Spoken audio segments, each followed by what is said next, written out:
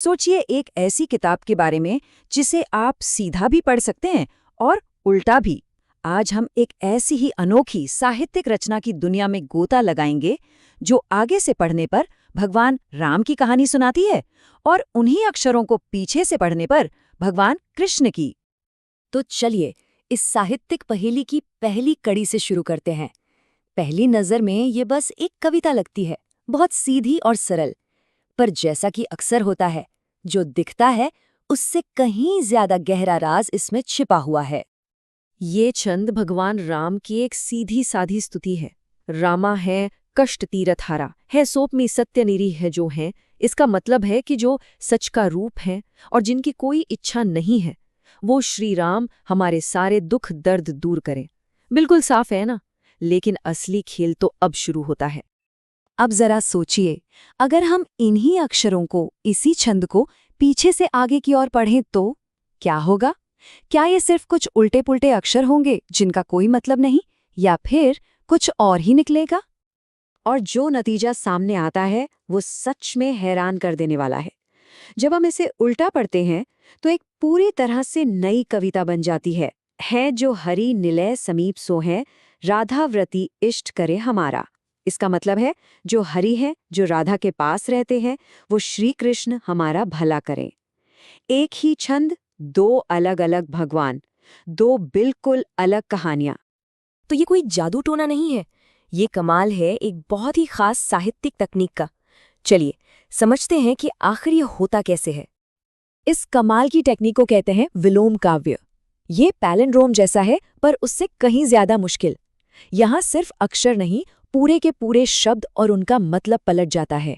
जैसा कि किताब की प्रस्तावना में बताया गया है, ये पूरी किताब इसी सिद्धांत पर बनी है। आगे से राम कथा और पीछे से कृष्ण कथा। तो सवाल ये है कि ये काम करता कैसे है। यहाँ देखिए, हर सिलेबल यानी हर अक्षर या अक्षर का जोड़ा जब उल्टा होता है तो एक नया मतलब वाला शब्द बना देता है। ये सिर्फ शब्दों का खेल नहीं, ये तो लिंग्विस्टिक इंजीनियरिंग का एक बेहतरीन नमूना है, जहाँ आवाज और मतलब दोनों का पूरा ध्यान रखा गया है। तो भाई, किसने किया ये कमाल?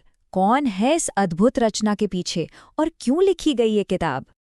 इस किताब का नाम है श्री राम कृष्ण काव्य और इसे लिखा है पंडित ऋषिकेश चतुर्वेदी जी ने। और सबसे मजेदार बात क्या है, ये किताब अपना राज छुपाती नहीं है, बल्कि इसके कवर पेज पर ही बड़े गर्व से लिखा है विलोम काव्य। लेखक ने किताब की शुरुआत में बताया है कि वो ऐसा क्यों करना चाहते थे। वो दरअसल चित्र काव्य की एक पुरानी परंपरा को फिर से जिंदा करना चाहते थे। चित्र काव्य मतलब ऐसी कविताएं जहां सिर्फ मतलब नहीं, बल्कि शब्दों की बनावट भी एक कला होती है। उन्हें दुख था कि ये कला कहीं खोती जा रही है। और हाँ, ये मत सोचिएगा कि ये बस एक दो श्लोकों का कमाल है। असली हैरानी तो तब होती है जब हम पूरी किताब को देखते हैं। ये देखिए किताब की विषय सूची यानी इंडेक्स। यहीं पर इस काम का असली स्केल समझ में आता है। एक तरफ राम के जीवन की घटनाएं हैं, उनका जन्म, ताड़का वध, सीता स्वयंवर। और दूसरी तरफ उन्हीं छन्नों को उल्टा पढ़ने पर कृष्ण के जीवन की घटनाएं बन जाती हैं, उनका जन्म, पूतनावध, रासलीला। मतलब दो पूरी की पूरी जीवनियां एक ही किताब में एक ही धागे से बुनी हुई। चलिए एक और एग्जाम्पल देखते हैं। राम के जन्म का छंद कहता है, हुए कल बालक तारक चार, हुए कुल पालक तारक चार।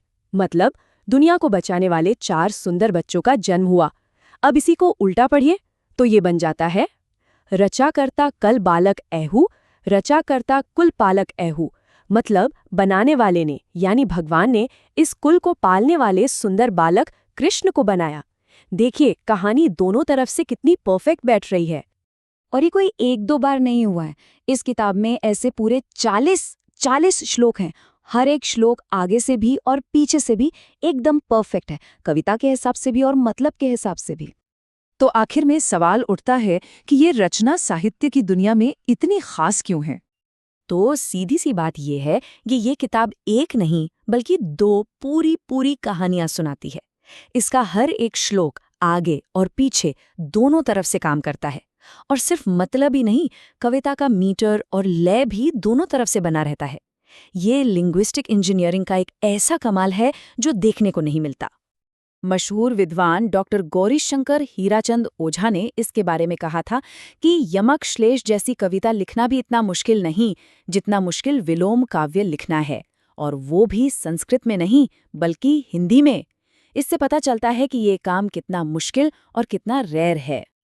तो ये किताब हमें एक बड़े सवाल के साथ छोड़ जाती है। क्या कोई कलाकृति एक ही साथ एक मुश्किल पहेली भी हो सकती है और एक खूबसूरत कविता भी? ये किताब इसका जीता जागता सबूत है।